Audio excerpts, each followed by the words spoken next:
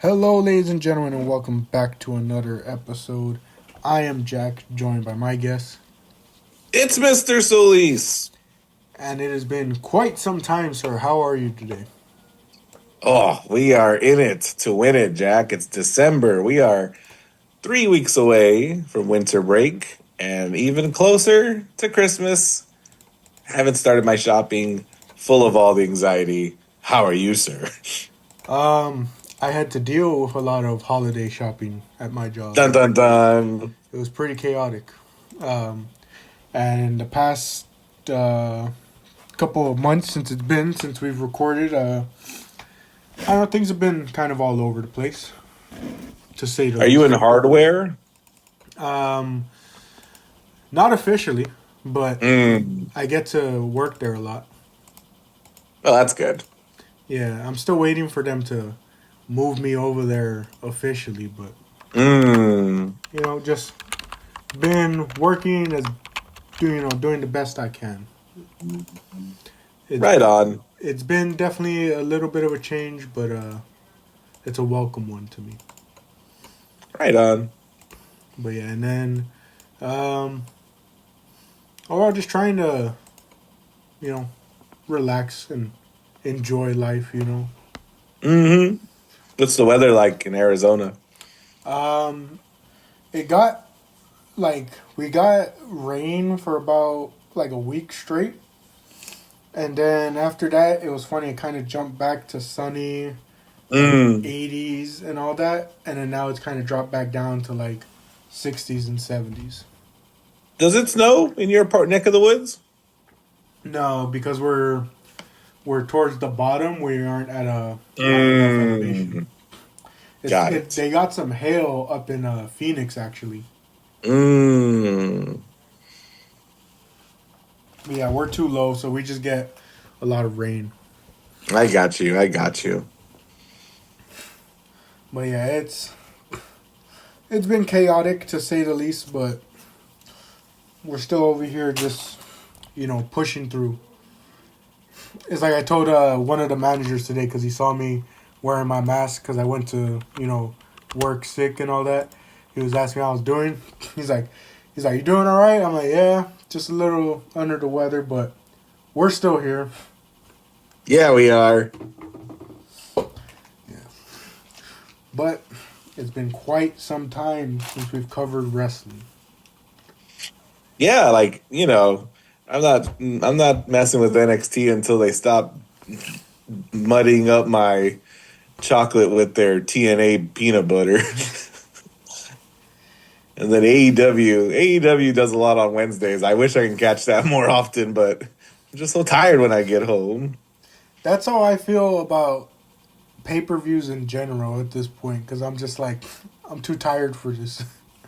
And it's funny because Survivor Series was on the West Coast this year, so it got to start a little earlier, and even then I was still too tired for it.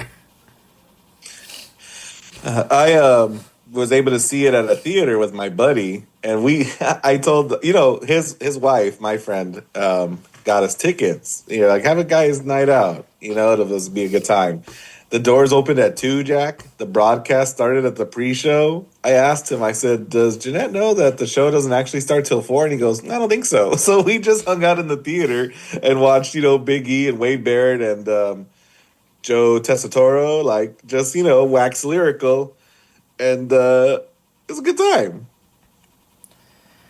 Oh, and before we get into Survivor Series, many of the listeners are probably wondering what happened to the Crown Jewel episode, and that was just simply down to miscommunication due Oh, to yes. Instagram's horrible problems that they haven't fixed since like 2019, and then just life getting overall in the way. We can say that. 100%. Right after we saw Crown Jewel together in person, because I came to your neck of the woods and got a little slice of Arizona rain and charm. As soon as I came home, Jack, it was wheels to the pavement, semester, you know what I mean? Work and all that. Like, it's been quite the semester. It's been quite the experience that I'm ultimately grateful for, and I'm looking forward to the semester ahead. But I also want to wrap this one up. Let's go. Oh man, yeah. Reminds me of those times where it was like the last 2 months of each semester were always like no breaks, no time to relax. And it's funny because No, sir. Ricky is actually working somewhat as like a counselor. So Uh, like he's helping a lot of these kids like as the month winds down with a lot of stuff, mm, like their applications and all that.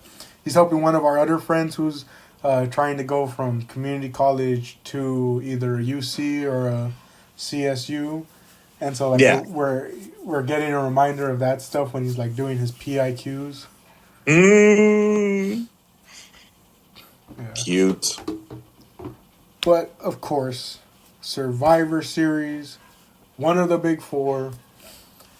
Uh, And the big four is significant because we only get 4 matches. Yeah. And don't forget, this isn't just Survivor Series, Jack. This is Series War Games. Survivor Series War Games in San Diego. I was so interested when I heard they were doing it in Petco Park because I was like, interesting, in a baseball arena. How are they going to work this? How are they going to do the camera angles? How are they going to do the setup? I thought it looked pretty nice. Yeah, I saw a report that some folks who thought they were going to have a better view of it, had it blocked off because they just sort of last minute changed the setup. I saw an interview with Triple H saying that, like, the fact that these guys are coming out of a dugout, it's a little awkward. Hmm. Yeah, that is true. Because it's harder to do the stage when you know, like, that's the points of entrance. I mean, unless you're going to build a stage that, like, blocks off a lot of tickets that you actually want to sell. Yeah. Um, Something that we'll get into, Jack, is because of the unique setup in a baseball field with the dugout entrances. A question on some people's minds where are they going to put the shark cages for the War Games matches? We'll Mm. answer that question when we start the coverage. Yeah, I saw that. And you bring up the whole entrances through a dugout. I always got to mention this because we've seen a couple events happen in baseball arenas now. Obviously, All In did it at Globe Life Field, the Texas Rangers arena. Um, they did it, Survivor Series just did it at Petco, Padres, and all that. I'm still waiting for someone to make a grand entrance, whether it's a run in or their entrance or whatever, but like more specifically a run in during a match. I'm waiting for someone to do a grand run in out of one of the bullpens of these baseball arenas when they run wrestling. Ah. Someone has to do it. I wanted it to be John Moxley, but they didn't end up doing that. Hey, I saw an interview with Punk, and somebody asked him, you've been at it for a long time, and you seemingly have done everything. What is there left on your bucket list as a professional? And he said without hesitation, sell out Wrigley Field. And like it hadn't occurred to me that like maybe these baseball field shows, which seem like a cash grab because you could fit so many people in the building, that might be a goal for some of these guys. He goes, I've sold out every other building in Chicago, and the only one I haven't touched is Wrigley Field. And he says, and the Cubs, they don't share their schedules in a timely manner that would help us schedule our event calendar. And I'm like, that's crazy. But even crazier is like the aspiration of having one of these gigantic shows in a gigantic stadium. I wonder if he has enough pull to make that his retirement spot. Oh my. But Oh as we've seen my. with John Cena, it doesn't matter how much pull you have, it goes to who has the mightiest dollar. I think history will tell us that Cena has more pull than he uses, and that he probably could have leveraged more to get more. And I feel like it was some of the things he's gotten recently is a little, too late. But like when you book these shows, right? Like, Mm-hmm. yeah, man, definitely put this here. Gosh darn it! But no, he's I'm sure a big fan of Washington D.C. Oh This my is an god. homage to his historical rivalry with Batista, of course. Of course, of Little course, little little Easter egg there. of course, obviously. But getting into the actual show, we started off with the women's war game match. And Yes, and right away it's become apparent. Michael Cole tells us that there will be no shark cages for the teams to stand in while they wait to enter. yep, no Do you shark have any cage. thoughts? You have any thoughts on that setup? I find it funny that like in the weeks leading up to it, I saw a lot of discussions about the shark cage, Yeah, and they were positive. Like they were positive, like things like people talking about like the memories of like associated with the shark cage, yeah. and it like I don't know. It's funny to see all that leading up, and then like almost like it wasn't any coincidence. They were just like, yeah, we're not using them this time around due to like the setup of it all. But I mean, there's some like there's a lot more benefit to it, you know, because you could do a lot story wise, like we've seen in previous years, like when was it when Jay was like ready to run out, but Roman chose Sammy to go out instead. I think it was Hmm. like there's like you could do stuff like that.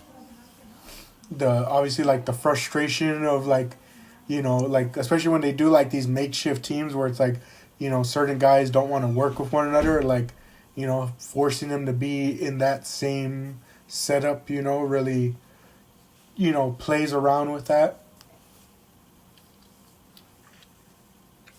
I tell you what, this current setup. So we see two competitors enter the ring. You know what I mean, and start the match unofficially because it doesn't start until everybody's in it. But what I like about this and the lack of shark cages is that we didn't spend a half hour on entrances. They were spread out over the course of the 40-minute affair.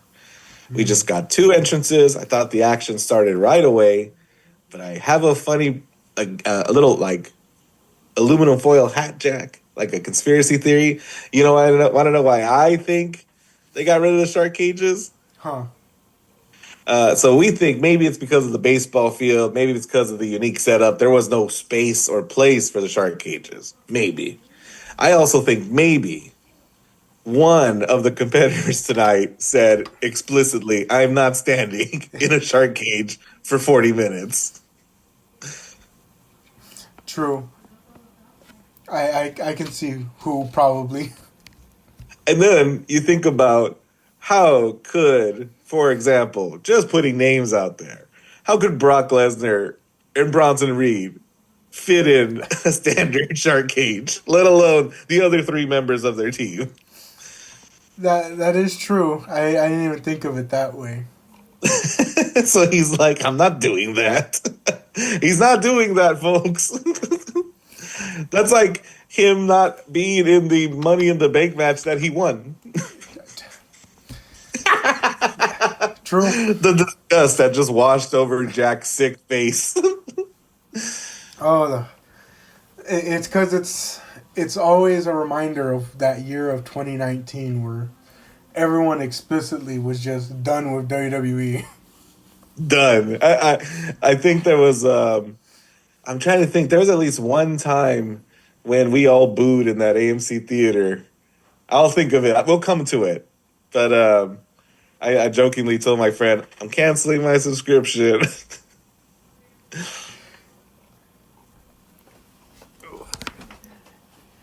Nine.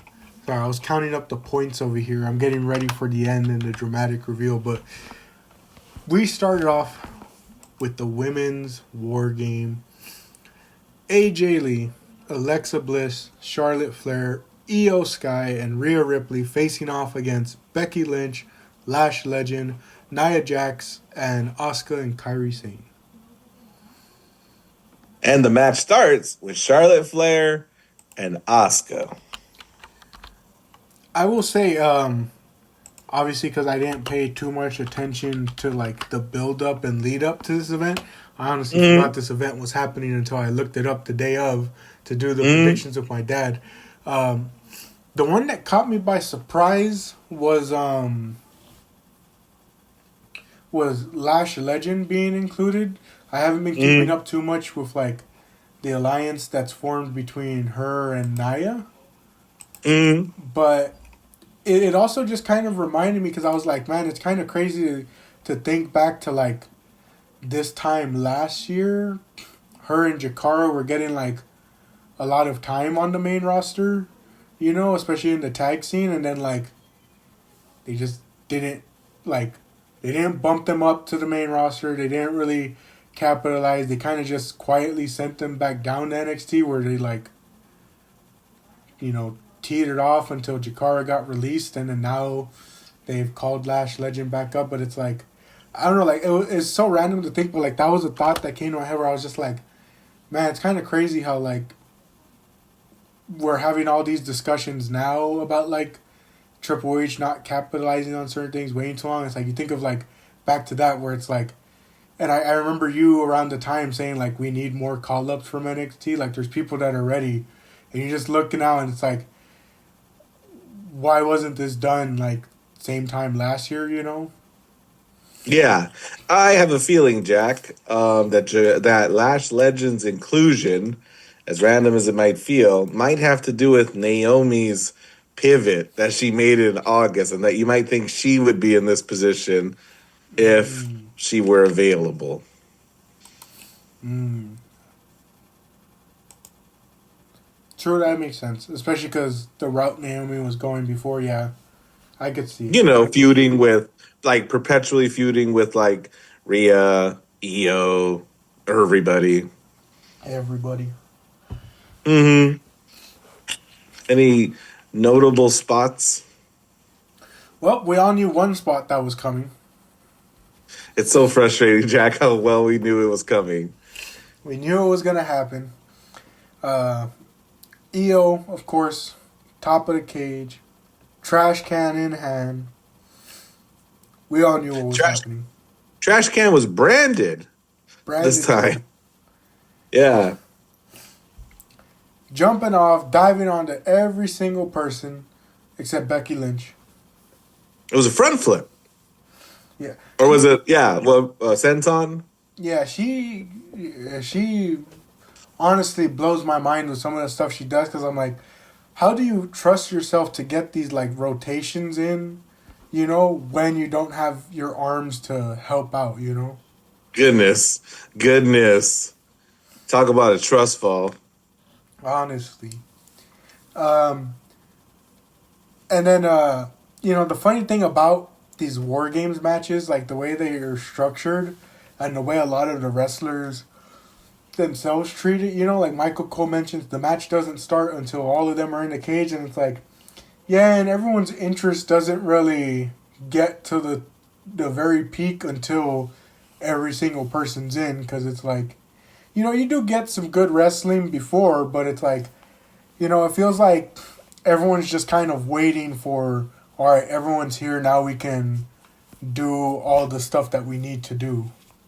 We've had too many of these in the last couple of years, but this one specifically kind of bothered me, building on what you said, because every time somebody was coming out, it seemed like it was to break up the other teams' advantage. So the good guys are on top, they're wrecking house, and a bad person's going to come in. You know what I mean? And then the Yeah. bad folks are on top until it's time for the next good person to come in. Literally, kind of just waiting for the next person. Yeah, I thought there was a lot of downtime where I was like, you know, I think there should be more urgency here. yeah, I definitely feel that because it was like it was too obvious not to notice.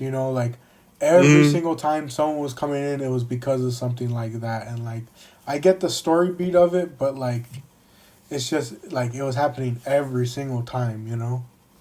yeah, there was um, there was one spot where I was like, Kyrie Sane is taking 8 days to do this move, and like Charlotte was in like the poetry in motion position so that Kyrie can like jump on Alexa. Hmm.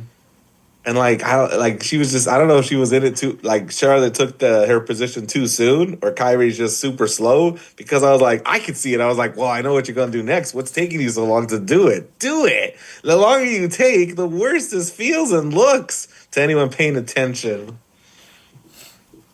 Yeah, I definitely noticed a lot of moments like that. But shout out Kyrie Sane for showing Kyle O'Reilly how to use a chain to make a spot look better. Did you see that, Jack? Did Yeah. you see Kyle O'Reilly try again, like 5 years later, to make a chain mean something, or try to use a chain to make his knee more effective, only to not? I was like, he's going to this well again, a half a decade later, and it's worked just as well. Oh man. I like that match all the way up to that point. Yeah, I did like a lot of the different matchups in this one, but Uh I don't know, huh. something still felt like off at certain points, I will say. Mm. Um, like you said, matchups, right? A lot of these women in their prime in WWE came after AJ's exit. So seeing these folks in the ring with AJ, that was something interesting, right? Yeah, definitely. Too bad AJ didn't do nothing. Yeah. I will say I'm a bit like perplexed by her return so far because it's like Hmm. she returned for the Seth Becky Punk AJ match and then like disappeared, comes back and then does barely anything in this match. AJ reminds me, just like I was pretty underwhelmed with what she did in this match or didn't do. And like AJ's is a case that reminds me of Nikki Bella, we'll talk about later. Like when you look back at their career and time in WWE, like those are some pretty thick rose-colored glasses that people wear when they look back. You know what I mean? Like if you were there, like how good was she? Maybe she was as good as her opponents. It was a dark time for the women's division, but like when she comes back, you're like, what moves are you counting on? I forgot about the Black Widow. I forgot her move was a submission. So I'm like, I don't even know what I'm waiting for. Sounds a lot like her husband CM Punk. Now, I wouldn't say that at all, but like you know what? She's like Raven. I remember Raven talking about an indie show where he goes, my three moves. I have three moves. He goes, and one of them is sit in the corner. He goes, another move is stick my arms out. That's two of my three moves. So I'm like, AJ is what? She skips. She's got the Black Widow. Yeah. Yeah. That is kind of funny to think about because it's like you start thinking you're like she won most of her matches by submission, so she doesn't really have a move that she goes to for pinfall victories. So you don't really look forward to anything there. There's not many sequences because it's not like her matches were ever long enough that she got to do sequences, like a John Cena, you know, um, turbo charge against the John Cena ropes. had at least five moves. Yeah. Yeah, John Cena had at least five moves you can look forward to. Uh, uh, what'd you think overall, though, by the end of this match, sir? Um, the good guys won. I thought of you because I think they started calling Rhea Ripley and Io Sky Rio. And I was Oh, like, that's funny. There's already a wrestling Rio, but I mean, I guess you can co-op it if you just don't care. um, yeah, it was what it was. I saw this really great Instagram post that said one of these matches is called War Games. Which one do you think it is? And it had a clip of Becky crying because somebody has their foot on her face, and then they put that next to Marina Shafir stomping out Mina Shirakawa with a foot full of glass. oh yeah. they're like, one of these matches is called War Games. And I'm like, well, when you juxtapose those two things, this one was even more underwhelming with how safe it played everything. Yeah. What do you think? Um, I definitely wouldn't put it up there with some of the other women's war games WWE's done in the past. But No. I will say this one more than any of the past, like you mentioned the rose tinted glasses. It's like you kind of look back and like the comparison with AEW. I know a lot of people don't like when people compare because it's two different products, but like this one more than anything kind of showed how much WWE relies upon spots when it comes to a lot of Mm, these women's stipulated matches, mm, rather than story elements and mm. like drama and like the actual violence of it all. Like they rely on these spots to kind of get through these women's war game matches, rather than cohesion of it all. Like I said, like with story beats or even just like like because I guess on one hand someone could say the same thing like the AEW one relied a lot on like violence to be a big factor, but it's like I don't know, like you notice the common theme when you go back to the very first women's war games back in NXT till now. It's like how many of them relied on a ton of spots to kind of like get them through this entire long match compared to like the men's ones where a lot of times it's story driven with the Uh-huh. violence, like when you compare it to the men's one that happens later, it's like there's more story elements there, there's a more clear like point that they're trying to get to, whereas here it's like just go out there and do the craziest stuff. And that's not a bad thing. Like previous women's war games matches have been really great because of just the overall chaos. Like it's war games at the end of the day, but it's like you notice it a lot with the women that like I almost want to say in a way like the booking there's like less effort in it, because it's like they kind of just rely on that on those spots to be the main driving point. And I don't think our criticisms, Jack, are misplaced or, I think they are, what's the word? I think they're warranted because of how they sell war games, right? Rhea's going to yell it like this is like last straw. Like nothing about this match felt like a last straw, you know?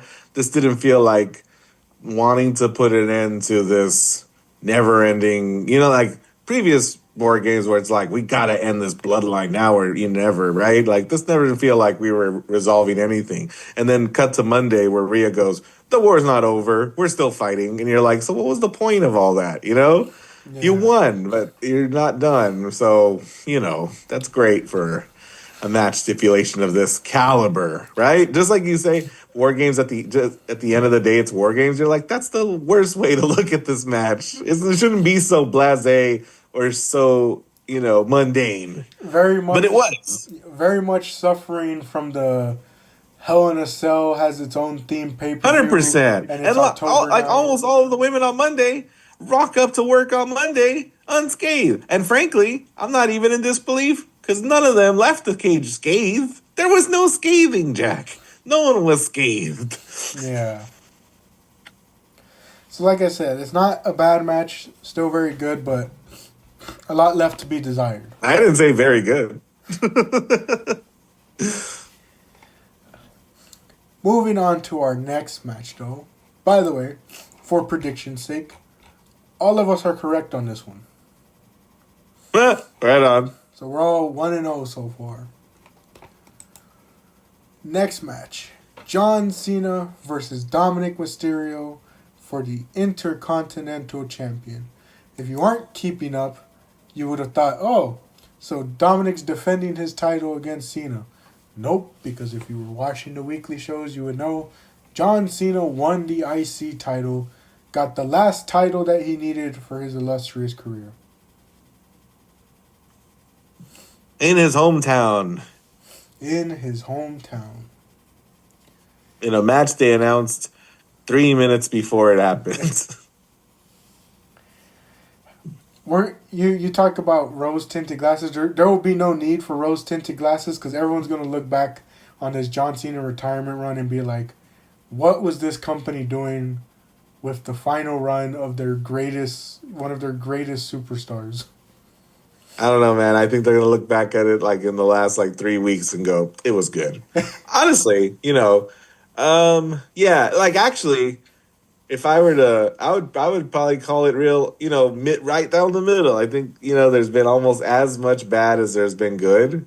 And like I was telling you before we started recording, John Cena probably should have thrown his weight around a little bit at the beginning a lot sooner.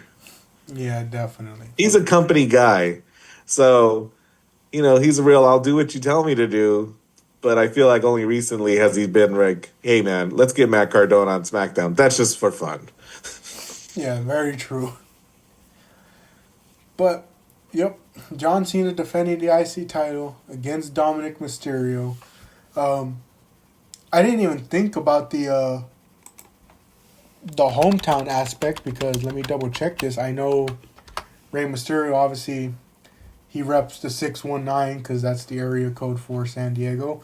Totally forgot Dominic's from there too. I didn't even think about that heading into this match. Because you think he's from El Paso like his father, Eddie. But no, Dominic sports San Diego Padre gear all the time too. Yep. So this was part of like him calling his shot and doing things on his terms. He wanted that match to rematch on this night in his city in front of his people. Except his people, I think, were heavily biased towards John Cena. Yep. And I haven't been able to watch or keep up with much of it, but it seems like he's also been doing some pretty good work down in AAA. I also have missed a lot of it, most of it. Yeah, they really like him down there. Yeah, My buddy asks. I kind of hate how much I've missed this year wrestling wise. Goodness, it's hard to keep up. My buddy asked like when he's gonna turn face, and I was like, not anytime soon. This is before the John Cena match, and I go, I mean, I think he's got to retire his dad first, and I don't think you do that as a face. I think you're a nasty, dirty heel, putting down Rey Mysterio, taking his mask. What a sucio. What are your thoughts on this one, sir? I liked it. This like, they already had a match on Raw, so I wondered like how it was going to be different from the match where Dom lost the title. It was quite different, Jack. Yeah, it definitely was. I guess this is the part where I can reveal my first watch through of this show. A lot of it was seen through closed eyes. Why? I was falling in and out of sleep. Oh yeah. Because don't forget, this is 2 days after Thanksgiving, so all those Oh, leftovers are still to be eaten. oh! I just finished mine a couple of days ago, but it's they were definitely spamming their finishers. I feel like we hit an AA really quickly that Dom kicks out of. He definitely hit multiple frog splashes, right? That don't Yeah. put John Cena away. And what happens to get Finn and JD out there? Well, uh, before that, Dom goes Oh, for you're right. the Hurricane Run off the barricade. The move kind of goes wrong. Cena basically power bombs him, and the medics come to check on Dom. And so, to play off that, that's when we see Raquel and Roxanne come in to get some shine. Raquel hits a big old Tijuana bomb on Cena. That was amazing. Yeah, that was crazy. I forget what Roxanne does. She does pop rocks. There we go. Yeah, she does that, and then They're Cena's code down. red. Yeah, Cena's down, so that's when Dom comes back in, hits the 619, the frog splash, but the ref doesn't count. Instead, he ejects Roxanne and Raquel. We go back and forth, and that's when Cena's doing his shoulder blocks that he does. Yeah. But Dom ducks it, and then the ref gets hit and knocked down. Cena puts Dom in the STF, But that's when Balor and JD run in. Right. That spot, Jack, where it looked like um, Cena and Dominic like botched the Hurricane Rana. Hmm.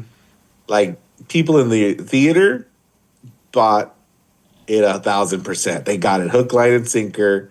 They were 100% convinced Dom just messed up his shoulder, right? Mm. Not, I mean, due in great part to the fact that Penta literally just did the exact same thing on Raw, and they had to call his match early with Solo. Yep. They went to a commercial, they came back, and they went, the match is over. Everyone looks upset. Solo wins by like TKO, a ref stoppage. So this happening so soon after that got everyone convinced that this was real. It was so wild to hear the whispers in the AMC theater. They were like, get. Yep. But Dominic Mysterio jumps back in the ring. What a sucio. Yeah, and then Balor and McDonough come down. Cena fights him off though, hits a double AA on the two of them. Dom tries to use the IC title for a cheap shot, but gets hit with an AA. Cena's calling for another ref, and what happens? Ref comes out. We get our match going. No, that's not a referee. They don't have music. This music is for none other than a returning Liv Morgan.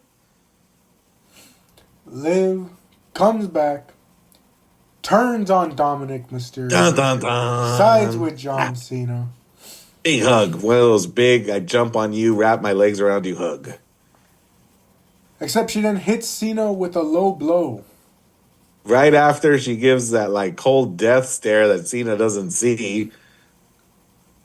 Yep. Then she hits Cena with the title.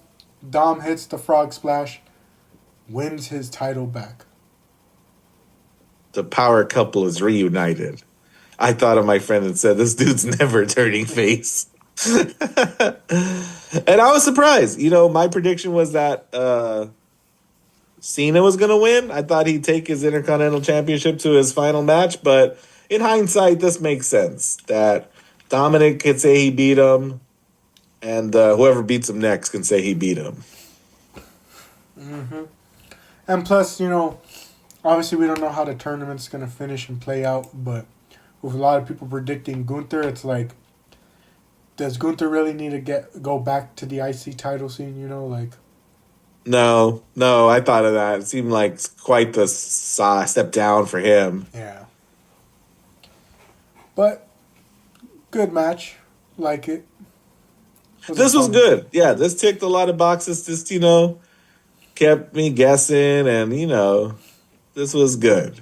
Yeah, it's and, like, Judgment Day, defying all odds and expectations, just keeps getting stronger. You're like, as soon as Liv comes back, they're going to implode, right?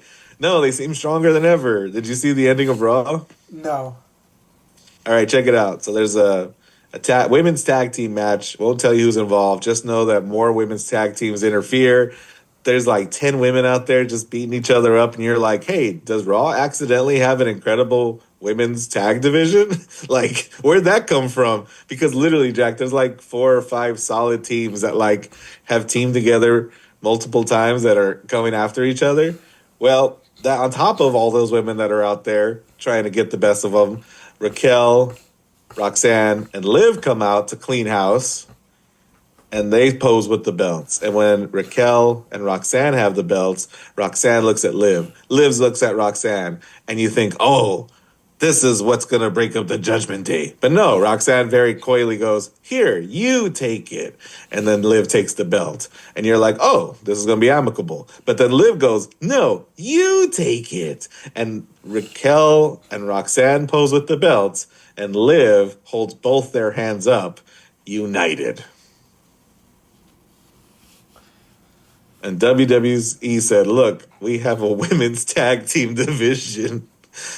Because you got Alexa and Charlotte Flair in the Will They Coexist team. You got Bayley and Lyra Valkyrie still living that lie. You got the Kabuki Warriors, and now you got Team Riho. Dang. And Team Riho, parentheses, not that Riho. And it's funny because you look back when the Judgment Day started, and I don't think anyone could have seen it getting this far. No way. Ain't no way. Yeah. The Judgment Day doesn't even have any of the original members. Yeah, it is. It is so far from the original that like it doesn't even seem right when you look at the original concept and everything. Like, it accidentally became like one of the strongest factions this company's ever created. You're like, Evolution, DX, Judgment Day? Where did you come from? We are so far from the original concepts of the mountain of omnipotence and all that. Golly. But from it, you have a world heavyweight champion. You have a women's. Which one did she hold? You have a women's world champion. Two, Uh, actually. and you have a mega champion. Goodness gracious. Yeah. Great stuff sparking from that, honestly. I'm 1-0. How about you and your dad? We are all 1-1. Oh, 1-1. You're right. Yeah, right on. Yeah, we all picked Cena. It's okay, though. We'll recoup with this next one because it was pretty obvious. The next match is the WWE Women's Champion. No, the Women's World Champion. The one I was trying to say. It's Stephanie Vaquer, La Primera, versus El Segundo, Nikki Bella. This one, going back to your point that you brought up earlier about rose-tinted glasses and looking back on the older eras. Nikki Bella wasn't like that good when she was here the first time. And I was telling my friend Joe, right? He missed that part of WWE. So he was asking for some clarifying questions. And he goes, "What's her finisher?" And I said, "It's like a torture rack, if I can remember." And Michael Cole helps us. She's going for the rack attack number 2. And I went, "Oh, that's right." Her finisher was so awful when she came back, she insisted like on changing it. So like she isn't even doing her finisher. She's doing some second version of her finisher. Yeah. I don't know. Like, when this whole feud started, it just confused me because I'm like, you have Stephanie Vaquer, and this is your like first option in terms of like title defense for her, like Let me hit you with some optics, Jack. Stephanie Vaquer, you know, what's the rationale? Why are we being attacked by Nikki Bella? This is analogous, Joe, to Tiffany Stratton fighting Trish Stratus. In a generational, heartfelt comeback story, or I forget if Trish was heel, but like, that they serve sort of the same purpose. Like if you ignore, where we are in 2025, you just walk away saying, I beat this Hall of Famer, this literal Hall of Famer. It looks good on paper. Yeah, and I do want to correct myself because technically her first defense was against Raquel on Raw. Same one that Cena won in won the IC title. Right. But like, it's still early. She won it in September, and they're doing this thing where we don't wrestle all the time. So, this is a early defense to just, put a notch in her belt. I wonder if Nikki had anything to say or teach her, Just a little weird start to her title reign, honestly, though. It's a little weird. It's like, think of like WWE 2K career mode, and you're like, I guess I gotta fight Nikki Bella. I guess I gotta fight 2015 Nikki Bella. But, I mean, standard match. Has your big spots, has your big moments to get pops out of. Yeah, Stephanie hit the Stephanie bomb, the one on her knee. Oh, yeah. And Nikki kicks out of it. And I go, okay. Couldn't put her away with that, huh? I mean, okay. That just means that she had to go deep in her bag of tricks and hit the spiral tap. That's not a spiral tap, but that's what I'm gonna call it. I mean, it's the closest thing to it. Goodness. Oh, and she hit her with not one but two devil's kisses. The one on the announce table sounded horrendous. Oh man, yeah, that one sounded pretty crazy. Goodness gracious. Oh man. Are we all 2-1? Yep, 2-1, and so here's the deciding factor for. Is there gonna be a December pay-per-view? Just main event. Only the biggest event of the year, Jack. Only John Cena's final match. Have you no heart or soul? Well, the reason I ask is because if there is no other big pay-per-view to close out the year, this is our final prediction. This decides things. If there's no other pay-per-view, like big pay-per-view... Are we going to make predictions about John Cena's retirement match and main event? I mean, we could, but that's not technically a pay-per-view. A PLE. How P do you have to be? It's John Cena. Donald Trump's going to go to this one. Yeah, but it's going to be on... It's going to be televised. Going to be available to the masses. I mean, you're right, Jack. Like this might be where the tally ends. No, that there's nothing else unless you guys are gonna watch NXT Deadline this Saturday. I almost threw up saying that. Yeah, so this one it's very deciding in a way. Dun dun dun. Wait, what did you guys vote for? My dad and I both picked Team Cody. Team Cody, and I'm the only one that picked Team Vision. And I told my buddy Joe, and I was telling him, I was talking his ear off about how much I hate Braun Breaker, which will not be the last thing I say about that. And I said, I said, Joe, here's how much they believe in this guy that I don't think they should believe in. I said, I bet the Vision wins, and I bet Breaker pins Punk to end the night. But I said Jack, and when I said that, I was like, I should have told that to Jack. I should have told those guys to pick the pinners and the pinned to add even more points to the tally. That would have been more points for me. I would have gotten a point for predicting that AJ was going to get the victory over Becky. Because I called that one. Wah, wah, wah. But yes, the final War Games match, the men, Team Cody with CM Punk, Cody Rhodes, the Usos, and Roman Reigns facing off against Braun Breaker, Bronson Reed, Logan Paul, Drew McIntyre, and Brock Lesnar. What are these teams? What is that? What's happening? If there was ever a universe mode type match, this is a 5-year-old's match right here. Like, throwing in names like this, the biggest guys, the biggest names. Logan honestly, next year, if they insist on doing this War Games, next year, I would like there to be like a match stipulation in October where like the heel goes, if I win, there's no War Games. It's just Survivor Series matches. Like, I'd love for that.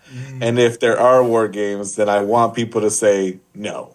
Hey, Usos, can you help me in this War Games match? I want them to go, no, no yeet. Like, I'm out. I'm done. I've done like 4 of them and I'm done with them. Like, I want them to just like blow them off, find somebody else. I want them to be very vocal about this. Yeah, they should make these matches like mean more by doing stuff like that, where it's like, hey man, I'm not a weenie, but you know this War Game stuff is dangerous. I mean, But like you go back to the women's match, and Io's been a part of like literally 7 of them, and I'm sure she's like, I'll love them, I'll do them all because nothing happens to me that canonically lasts. Now that you say it, I do want to check this out. I'm pretty sure Io's been in every single women's War Games Women's, match. look that up and like imagine Io Sky like chatting it up with Tully Blanchard and what's his name? Arn Anderson. They talk about the harrowing days of the NWA, and she's like, I jumped off the top with a trash can multiple times. Yep. Every iteration, because the first one was in 2019. She's been there for it. Obviously, she wasn't there for. Actually, no. NXT stopped doing them after like what 2021. Yeah, because it knew when to stop doing things. But yeah, she's been there for every single one. 2019, 2020, 21, 22, 23, 24, 25. It's tiring. It's exhausting. The first guy out is CM Punk, and my buddy and I were convinced he was going to be like the last one in or one of the last ones in, but he starts the whole thing. And when Punk comes out, we were like, you know what? Send Lesnar out. Send him out early. Rumble 2019. Come on, why not? It didn't happen. We got Braun Breaker's stupid face. Jack, when Braun Breaker comes out to start the match with CM Punk, look in his eyes. What do you see? That guy was terrified of being in the position that he's in. He doesn't come in with ferocity or ferociousness. That guy looked scared. So scared, I think they told him to start wearing the sunglasses indoors because his eyes don't know what the heck to do. Oh man. I'm trying to remember if there was any spots that stood out to me, but like I don't know. I just remember like telling my dad, like, especially because of like how prominent a role the Usos had. I was like, I don't care at this point.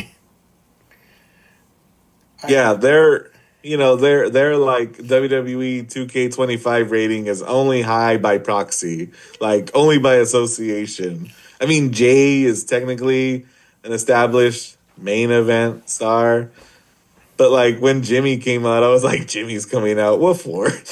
Imagine being CM Punk and Jimmy comes out. He goes, oh, oh. Oh man, what's it called? One of the big spots, the Doomsday Device. Dun dun dun. They Punk and Cody hit it on Breaker. Braun Breaker, and you talk about the Penta ref stoppage, the Dom spot. I wouldn't have been surprised if they did something for this one, because Jack. So I don't know who's to blame. I don't know if anyone's to blame. We just know the man landed on his neck, and you knew it was bad because he was sitting up for a very long time. He should have gone down, but he was sitting up, and you were just waiting for him to fall like a tree that you were chopping down. And like you just were like sure that if he isn't dead, he is definitely not all there. Like, Jack, there was a spot throughout the whole match, Jack. The guy's got to be on everyone's like close watch. But there's a spot, Jack, where Cody's on the ropes. Breaker hits him with a chair, but Breaker stumbles. He hits him with the chair, but then has to catch himself on the ropes. Nothing happened to him, except something did happen to him because he fell on his neck. The Frankensteiner, the one he hits on Cody in the second ring, there's a period of time where everybody's in one ring and he and Cody are alone in the other ring, right? So there's a spot where he does the corner Frankensteiner, right? We don't see it the first time. They show it again on the replay. And I was joking around with my buddy Joe. I go, honestly, I think they went to see if it was even going to be good before they showed it on TV. oh man. Let's see. He's challenging CM Punk for the World Heavyweight Championship on the first Raw of the new year on Netflix. No, it should be interesting. It should be bad, Joe. Jack. It's going to be bad. You're right, because I just remembered it's going to be 2026 CM Punk. Hey, we saw that match with Jay. Remember when he's like kicking him in the head because he messed up a neck breaker, right? Watch Breaker break with 2Ks under the pressure. Oh, man. But, trying to think of what other spots stood out. But this was another match that, like, I watched with my eyes closed. One like worthwhile spot is Jay. In my buddy Joe called it. Jay wants to play his music again because that's one of his moves is initiate his music, right? So we're having a dance break, and even Punk's like trying to be serious, like still attacking an opponent, and he just goes, whatever. He just starts air guitaring with his chair.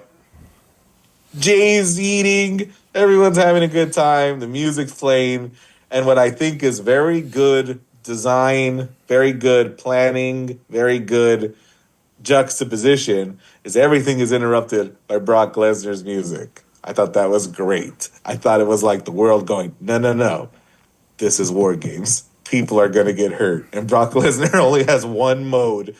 He goes, I'm going to throw literally everyone around. And not only that, they didn't do the, maybe I'm misremembering, but I don't think they did the countdown for it. So No, no, no. Like it if just they comes out the did, blue. it was covered by the Yeet Party. Like maybe people took their eyes off it. Maybe they didn't put the clock up. No, no, no. It was just hard cut too. Red lights, that Lesnar guitar sting, and everybody going, "Oh, that's right. We're in War Games." Ugh, ugh. Yeah. And then, of course, after Lesnar, Roman comes out. The only guy who stands a chance against Lesnar. We said not Jay. We kind of said maybe Cody, but not Cody. Roman comes out and he does Jack. What he does looks like my Silk Song playthrough because he comes in supercharged, hits all of his Superman punches in a row, comes in Jack and is like Superman punch, Superman punch, Superman punch. And just like my Silk Song playthrough, Lesnar goes F5 through the table. And I'm like, dang it. And then he throws him in the cage, throws him into the steps, throws him into the cage to start the match. F5, but Cody breaks up the pin. I honestly wanted it to end there. I was like, end it here. One F5 later. Yeah. I think it's crazy that they say the match doesn't start till everyone's inside because, like, I'm sure everywhere that wrestling matches are recorded, they start the timer from the first guy walking in. Yeah. But, continue on with some big moves, a go to sleep in Crossroads to Lesnar, broken up by Logan Paul hitting a frog splash. Um, we see the thing of like all the people just fighting at once. Someone gets put through a table. I think it's Lesnar. Lesnar gets speared by Roman as he was going to F5 J. So I don't know to what extent all three of them went through a table. Yeah, and then There's a bit where Logan Paul retrieves his brass knuckles from Paul Heyman, only for them to get taken from him by Roman, who doesn't use them quite enough. yeah, you would have thought he would have used them a lot more.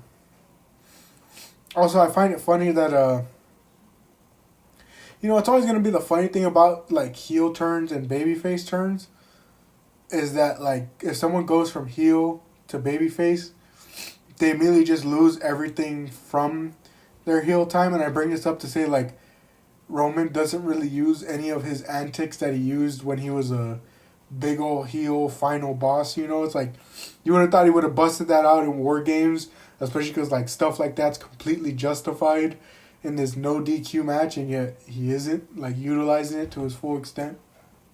I mean, what are you talking about? His cousins, they're right there. You mean like his guillotine? Didn't even try to put that on anybody. His guillotine, any low blows, Oh, that's true. using brass knucks more. It's like the man lost all of I it. see what you. I see what you mean. Well, I mean, what? He doesn't have Heyman. What's he gonna True. do? He doesn't He doesn't have a. summon. He doesn't have a belt to hit anybody with. He doesn't have a Hey, random family member to summon to come help out. they're all on SmackDown. But we get towards the finish of this match. All this chaos is I happening. actually forgot about the finish until just now when I was like, "How does this match end?" Oh, of course. Yeah. Um, Punk. Sorry, Punk hits a go to sleep on Logan Paul. And then a masked individual, as they called him, enters the ring. And, Enters the cage, scales the cage. and It's a super kick or a thrust kick on Punk. I think maybe he teased like, "Who am I gonna kick? Breaker or Punk?" Yeah, it's pretty quick. He's gonna kick Punk, and then hit a very recognizable curb stomp before running out of the cage on the other side. and then Braun Breaker hits a spear on Punk and gets the win for Team Vision. I called that. I was waiting for him, Jack, to crash out, pass out. I don't know. Like, I don't. And even after the match, the heels are all, celebrating. He cannot make it up that ramp.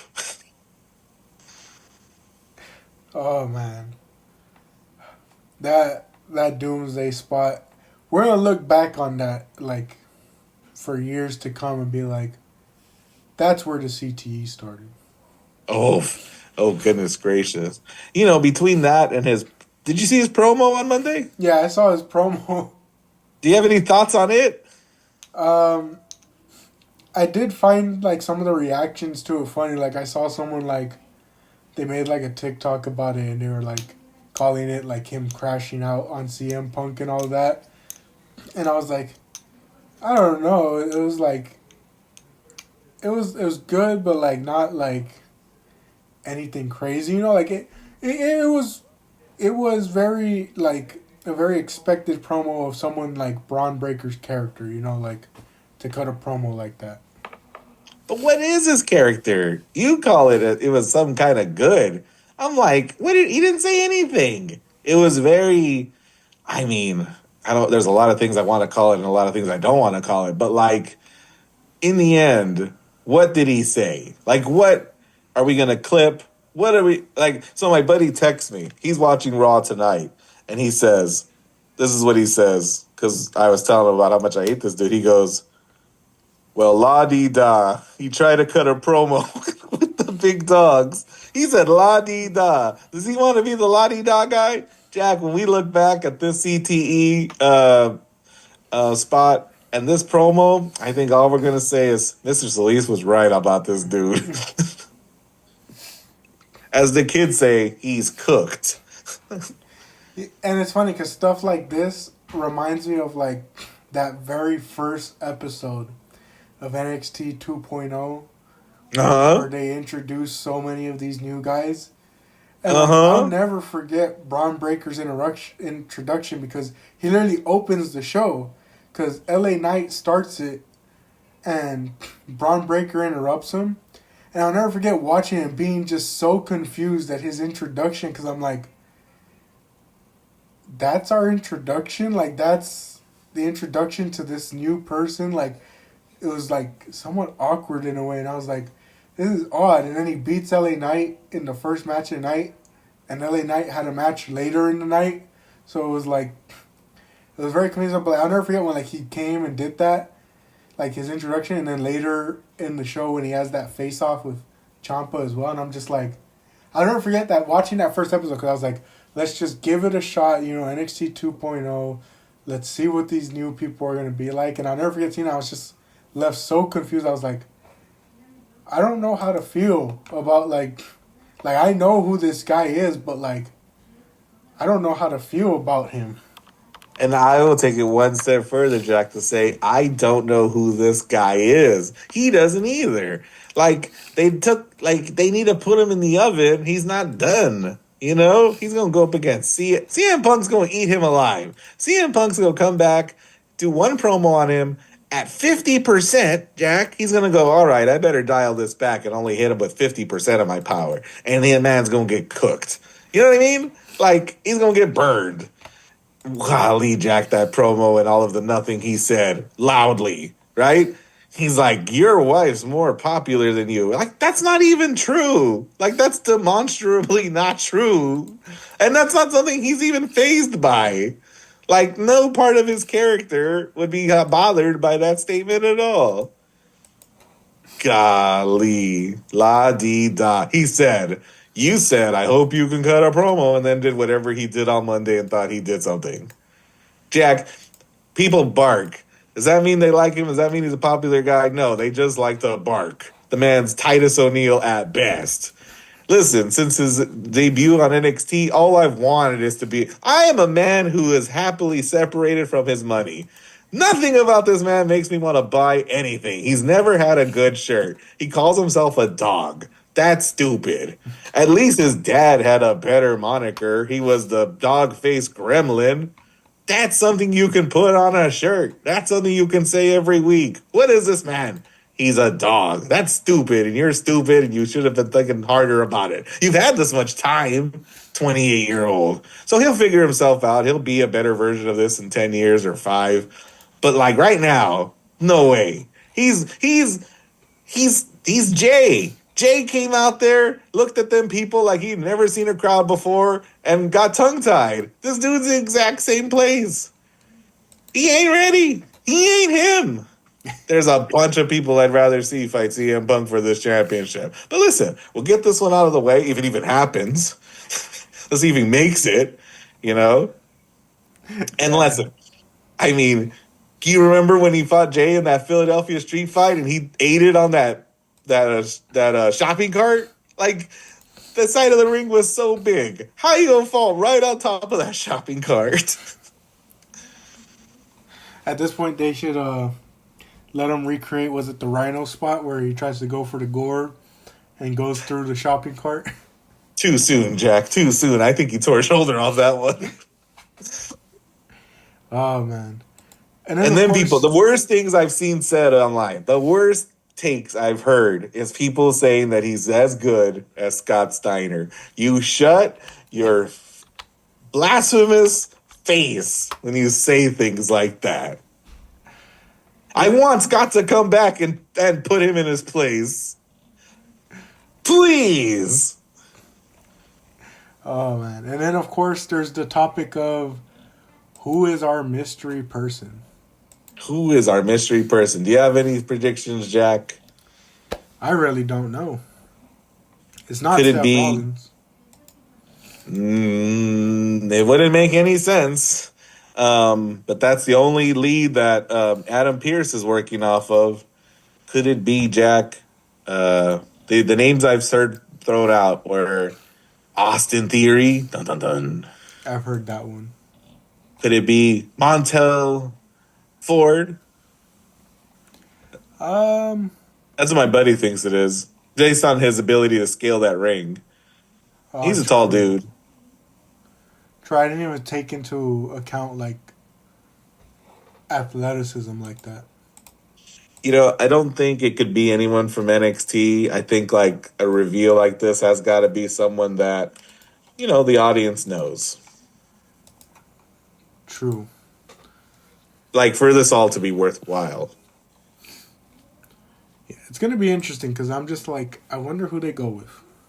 And I was telling my buddy, like we were talking about it on the way home after the show. You know, he was a little disappointed in the men's match. He thought the women's match was better. I thought the men's match was ultimately better. It had fewer downtimes. But something we couldn't argue was that the fact we don't know has kept us guessing. I also wonder, like, how long do they drag it out? Like, when do? It's gonna be so long, Jack. And even worse is they could possibly have done what they did on Saturday with the Masked Man and not even know themselves who ultimately it's going to be. This is like who hit Austin with the car. They hit Austin with the car so long before they even thought about who it was going to be. Oh man. I So what hope you're it's saying Braun is Breaker's personality. what you're saying is whoever did this is going to be revealed during the Royal Rumble when they win said Royal Rumble. Actually, I heard a very worthwhile prediction. I hate it. They said that the Masked Man might come out and help Braun Breaker win the title at that Raw show. Interesting. And by interesting, I mean no. Too cliche, too long of a wait. So long of a wait. Oh man. But that closes Survivor Series. And our predictions contest. And our predictions. Mr. Solis finished with 3 points off of Survivor Series. My dad and I, 2 apiece. Hey, I'm going to close that gap. This is it. I take my rightful lead with my 1 point difference on this show. And with it, calculating and making sure nothing was calculated wrong. Let me just remember. Let me look over it. We have our final results. And it's a close race. But coming in third is Mr. Solis with 40 points. I'm going to start busting out Becky Lynch's impression of Donald Trump, and I'm going to text in all caps, this is an injustice. This is rigged. I want a recount. No, I don't want any counts. That's his move. Don't count anything at all. Just call me the winner. Coming in second, beating out Mr. Solis by 1 point. You didn't have to say that last part. 41 points, my dad. And the winner of the predictions this year. How convenient. With 42, that's how close of a race this was. Each person beat one another by 1 point. I come out on top with 42 points. I'll tell you what, Jack. I have to be the bigger man. I have to set the example. I have to show the world what it looks like to lose with dignity. Congratulations, Jack. It was a heart-fought victory. And I can probably think of literally 2 matches right now that the Dom match I should have gotten. And there was one show I got nothing right. I was like, if I can get 2, Jack, that was on me. That's all on me. Yeah, voting with my heart instead of my brain. Yeah, we're you and I mean, I snuck out obviously with the 2-point victory and the 1-point victory on my dad. But all 3 of us look back on Mania Night 2 like there was a lot missed out on that night because of our picks. Yeah, yeah. Night 2 was not in our favor. So congratulations, Jack. Oh man, that's crazy. And congratulations, Mr. Castillo, on his 2nd place victory. You know, more than WrestleMania Night 2, the one you're probably looking at is SummerSlam. SummerSlam. Can't even remember who fought, but yeah, I just know I took a big L that night. Yeah. Io cost you, Lyra cost you, AJ cost you, Karrion Kross cost you, the 2 Bronze cost you. Karrion Kross, that's the one. That's the death nail. I was foolhardy to think he was going to beat Sami Zayn and then he was going to stay in the stupid company. Oh, man. Can you imagine that if I just figured out what he was, if I just believed he was going to leave the company, I would have at least tied with your dad. Orton and Jelly Roll cost you. Gunther cost you. Raquel and Roxanne cost you. Gosh. Excuse me for thinking the celebrity was going to win. I didn't know how humble he was. Yeah, no lie. I thought Drew was going to lose. How did I get that wrong? What especially did it was me getting that clean sweep on Crown Jewel because that put me up. Oh, That Crown Jewel sweep helped me out. that episode wasn't even recorded. I don't think that's entirely true. Well, if we take those 5 away from me, let's see. Take that 5 from me. Take that 4 from you. Take that 2 from my dad. Let's see. 39. 36. Oh, my dad comes out on top. I still end up with 37 though, so I end up 1 point ahead of you. I'll tell you what, too. I should really be grateful that I even cracked 40. I mean, so many times we can look at our picks and just be like, why did we go with our heart? Like, why did I go with Drew at WrestlePalooza? Goodness gracious. Oh man, but yeah, this was fun this year, especially because it was like, oh, there's another one that messed us up. Evolution. You got 2 points that Evolution pay per view because you went with Jordan Oh, Grace. there was an Evolution pay-per-view. I was like, what the heck are you talking about, Jack? But I can think of it now. Yeah, you went with Jordan Grace, Naomi, Flair and Bliss, Bailey, and Rhea. This was the one where, let's see, Naomi won, so all of us lost because my dad and I picked Io, you picked Rhea. Yeah. Naomi won a match she wasn't even in. Yeah. And she lost a match she was actually in. Yeah, and then you picked Bailey while my dad and I picked Becky. Naomi lost to Jade. And then we all picked Jordan Grace and she lost. And it's a good thing we didn't include our G1 Climax picks because that was thrown out the window after like the first night. I mean, when Gabe Kidd just exits the whole thing. Oh, man. But a fun year of predictions. I agree. Good year as well. I mean, we'll see what happens with Saturday night's main event. Because obviously it's John Cena's last night. We'll be tuning in. Yeah, honestly, I don't put it past them to just like run an hour of TV with one match. Just a bunch of John Cena highlights and interviews and, well wishes. We'll get The promo package is going to be at least 10 minutes long. We'll get the live via satellite of The Rock, Batista. This will be where Edge comes out saying, hey, John, I'm on the set of some movie in Europe. I'm definitely not coming out there. Congratulations, lol. Catch AEW on TNT. Could you imagine if he actually got away with doing something like that? Oh, man. And then, of course, John Cena's entrance is also going to take another 10 minutes. Thank you, Cena. Clap, clap, clap, go clap for 4 hours. The post-match is also, like, just him, like, taking all in. It's going to be 10 minutes alone.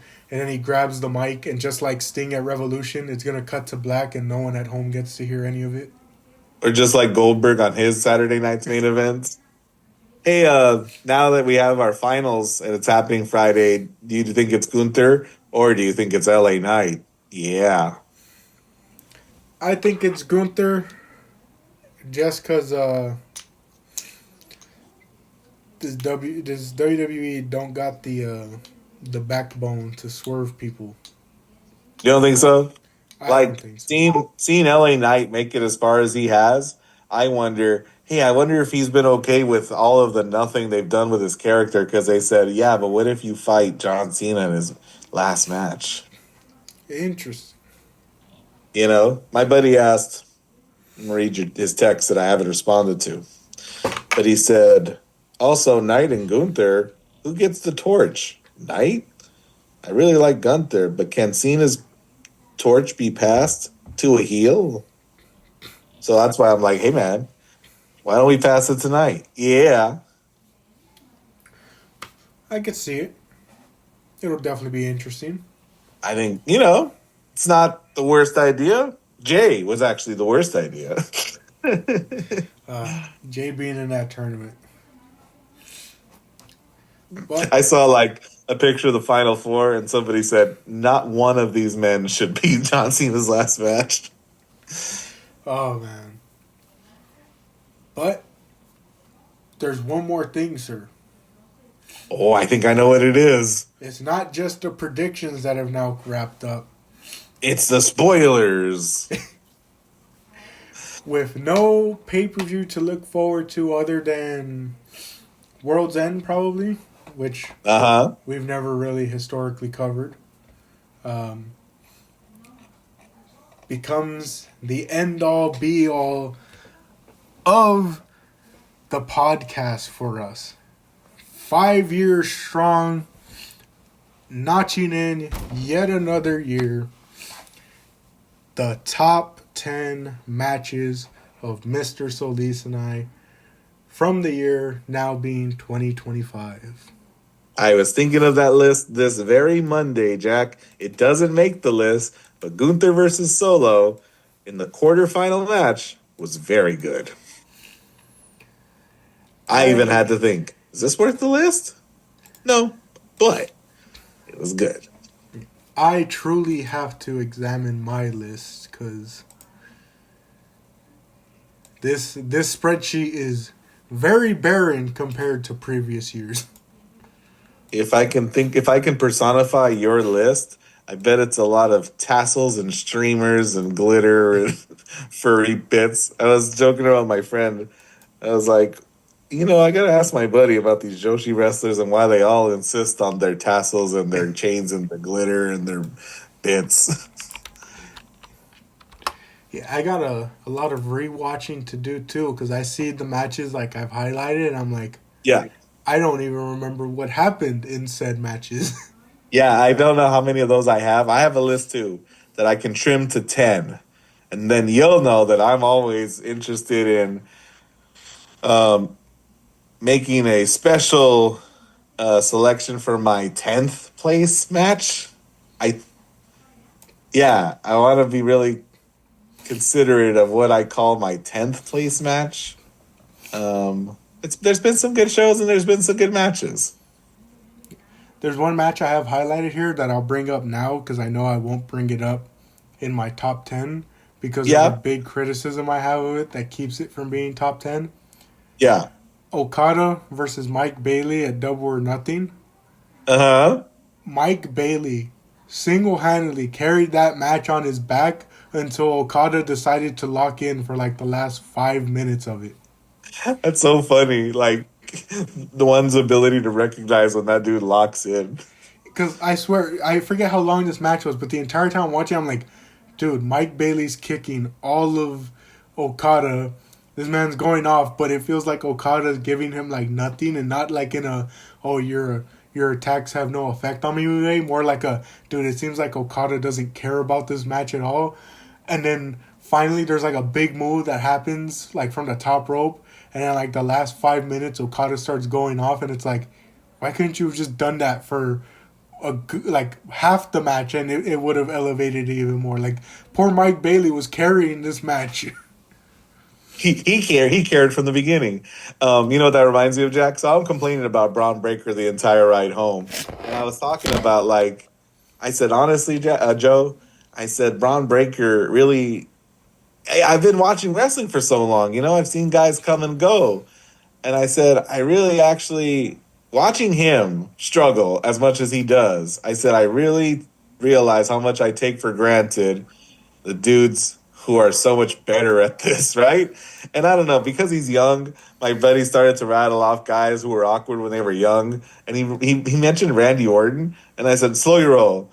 Actually, Randy Orton's been really good, like literally since day one. Like when you mentioned Okada, like that was came in, not, you know what I mean? Not 100% caring at all about who or what he was on TV. Mm-hmm. And you're like, golly, if you cared just a little bit more and did just a little bit less, destructive things. Oh, what could have been. But like I heard somebody say, they mentioned Randy Orton not being used now, and they were like, I don't know if he wants to be used. I'm pretty sure he's really okay with whatever the heck's happening right now. But yeah, I'm like, no, actually, Joe, that dude was like 24, and like literally, he was really good at like all of the things.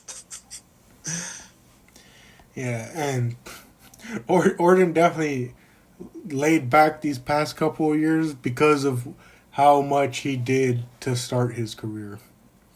Oh, 100%, right? But like when you hear Ric Flair say he's the greatest wrestler today, you're like, that's spoken in hyperbole for your friend, but it's not untrue. But yep, top 10 matches to look forward to. Exciting. We'll obviously discuss when we're planning to do that recording. Give Of ourselves course. enough time to compilate that list as well because Here's my teaser. EO versus Stephanie Vaquer is going to be on my list. But which one of the three matches that they had this year? Ooh. and here's my spoiler, a wrestling match that took place in 2025 will be on my list. That's silly. And one will be my number one pick.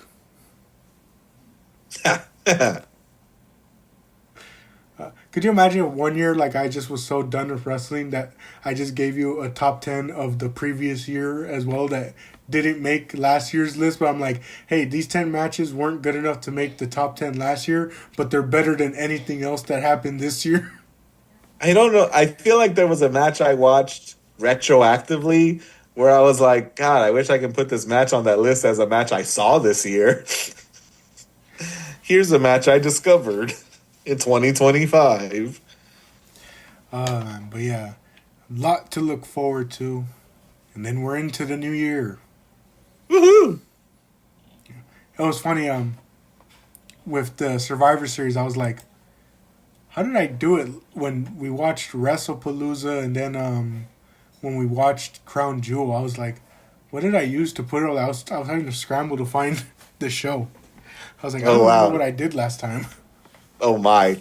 That's like coming back from to work from a vacation and forgetting your like your passcode or your password. Oh man, so we have lockers at work, and when we came Mhm. in for Black Friday, they made everyone's locks locked because a lot of people just leave them unlocked with the lock on, because it's like no one wants to go through the thing of having to unlock your locker and grab your stuff out and all that. And everyone's pretty much like, I don't got nothing valuable. If someone's gonna steal anything, what are they gonna steal? My apron. So like everyone comes back on Black Friday and like, why are things locked? Now we have to waste time unlocking these Unlocking things. them. It's like, Uh, why? Why did they do this?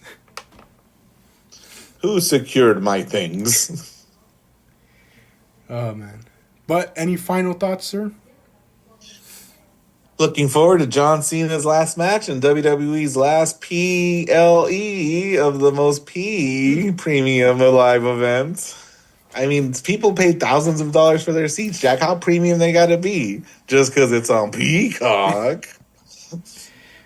The And looking forward to PLEs. wrapping up this semester. This once and for all, please. Yeah, I guess it all depends on what day we select, but we'll see if that's come to finish by the next recording. Dun dun dun. Man. I said this out loud to my buddy Joe. I said, actually, no part of this John Cena retirement tour has made me emotional, but if he shares a moment with Stu, the cameraman, I might lose it. Yeah, there was one line that I thought would get me during like his retirement tour, but then he wasted it on a pre-recorded promo package, and I was like, What well, did he that gives say? it. When he was doing the tournament, the Uh, promo package for the tournament, he goes, "My time's coming up, but it's your time now," and it was like everyone was like in the lead up, everyone was talking about like, oh, could you imagine for like his last match, after the match, like Cena looks at the camera and he like says that, like my time's up, your time is now. I was like, man, that could be a pretty like emotional beat. And then he just uses it in a pre-recorded promo package for the tournament. I'm like, okay, never mind. Like that wasn't the moment people were expecting it to be used for. on Saturday, December 13th, he'll look at the crowd after losing to LA Knight and shaking his hand and raising it. He'll grab a mic and he'll say, I guess now the champ is out of here. Oh man. Or he'll say, if you want some, you'll have to talk to LA Knight about meeting your expectations because I'm leaving. Or the most John Cena thing ever. He just walks out, doesn't even say anything. Oh, Sorry guys, we're only allotted a certain amount of time. Got to do what the company needs. yeah.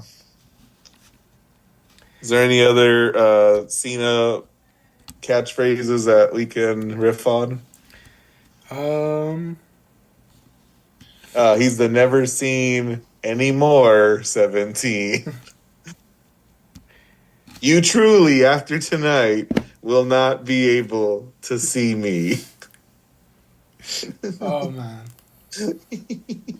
I'm making myself laugh because I'm tired. But a lot to look forward to in the future. We will come to a decision on that recording date for the top 10 matches. And maybe next year we'll stop voting so much on our predictions with our hearts and just go with what's more correct. We'll cheese the system to get the most amount of points. Goodness gracious. But any final words, sir? Nope. Happy December. Happy December to you all. Thank you all for joining for this one, and we'll catch you on the next one.